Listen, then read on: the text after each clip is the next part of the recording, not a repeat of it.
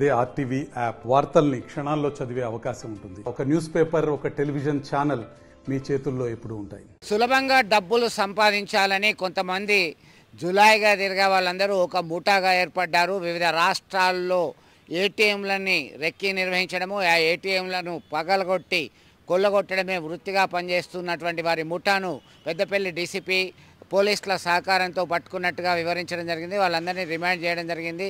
పీఆర్టీకి సంబంధించినటువంటి state bank of India ఏటీఎంలనే ముందుగా target చేస్తున్నారు. దీనిలో ఇప్పటికే అనేక ప్రాంతాల్లో ఈ దోపిడీలు కొనసాగాయి. దీనిలో భాగంగా ఈ ప్రధానంగా ఈజీగా మనీ వస్తుంది, డబ్బులు సంపాదిస్తామనేటువంటి ఉద్దేశంతోనే ఈ పనికి పాల్పడుతున్నటువంటి ముఠాను పట్టుకోవడంతో ఒక్కసారిగా కలకలం రేగింది. దీంతో జాగ్రత్తగా ఉండాలి. కేవలం ఏటీఎంల దగ్గరే కాదు, తాళాలు వేసినటువంటి ఇళ్లను సైతం టార్గెట్ చేసేటువంటి ముఠాలు సంచరిస్తున్నాయని పోలీసుల అధికారులు హెచ్చరికలు జారీ చేస్తున్నారు. పుట్ట శివకుమార్ అనే వ్యక్తి అతని అకౌంట్లోంచి ఓన్లీ 500 రూపీస్ విత్డ్రా చేయడం జరిగింది. ఆ విత్డ్రా చేసినప్పుడు అతనికి మనీ బయటికి రాకపోవడం వలన మనీ రాలేదనుకుని అతను వెళ్ళిపోయాడు. ఆ క్రమంలో వీళ్ళు వెళ్ళి మళ్ళీ ఆ 500ని తీసుకున్నారు. తర్వాత ఇంకెవరైనా వస్తారేమో అని వాళ్ళు అక్కడ వెయిట్ చేస్తున్న క్రమంలో ఎస్బీఐ సిబ్బంది వెళ్ళినప్పుడు వాళ్ళని చూసి వీళ్ళు పారిపోవడం జరిగింది. అయితే వీళ్ళు ఈ నెల 5వ తేదీన రాజస్థాన్ నుంచి బయలుదేరి మధ్యప్రదేశ్ మీదుగా మహారాష్ట్ర, ఆ తర్వాత తెలంగాణకు రావడం జరిగింది. వీళ్ళు వస్తున్న క్రమంలో కూడా మధ్యప్రదేశ్లో, అదేవిధంగా మహారాష్ట్రలో కూడా వీళ్ళు నేరాలు చేయడం జరిగింది. వీళ్ళతో పాటుగా ఇంకొక 4 వీళ్ళందరూ మధ్యప్రదేశ్లో, మహారాష్ట్రలో ఈ ఏటీఎంల నుంచి ఇదే తరహా దొంగతనాలు చేసి ఆ తర్వాత డబ్బులు పంచుకునే క్రమంలో వీళ్ళ మధ్యలో గొడవ జరిగి ఆ మిగతా 4 వదిలేసి వీళ్ళు మాత్రం తెలంగాణకు రావడం జరిగింది. తెలంగాణకు వస్తున్న క్రమంలో వీళ్ళు ఫస్ట్ 10వ తేదీ నాడు హైదరాబాద్కు రావడం జరిగింది.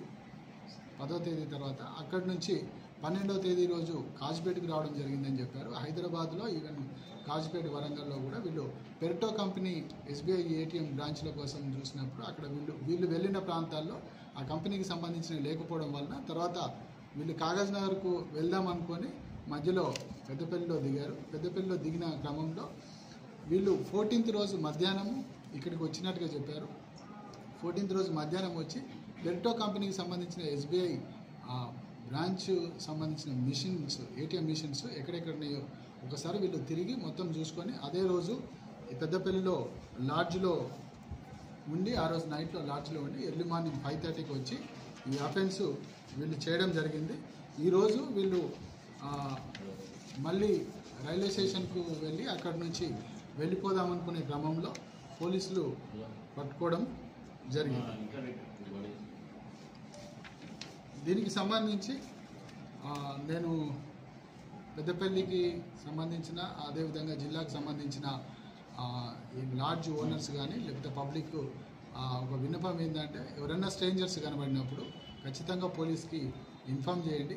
అదేవిధంగా లాడ్జ్లో ఎవరైనా అవుట్ సైడ్ స్టేట్కి సంబంధించిన వాళ్ళు కనుక ఒకవేళ లాడ్జ్లో కనుక వస్తే పోలీస్కి విధిగా ఇన్ఫామ్ చేసినట్టయితే ఒకవేళ మన దగ్గర ఎలాంటి నేరాలు జరగకుండా మనం జాగ్రత్తలు తీసుకోవడానికి ఉంటుంది. మరిన్ని వీడియోస్ కోసం ఛానల్ ని సబ్స్క్రైబ్ చేయండి. లేటెస్ట్ అప్డేట్స్ కోసం వాట్సాప్ ఛానల్ ని ఫాలో చేయండి. అండ్ లింక్ డిస్క్రిప్షన్ లో ఉంది.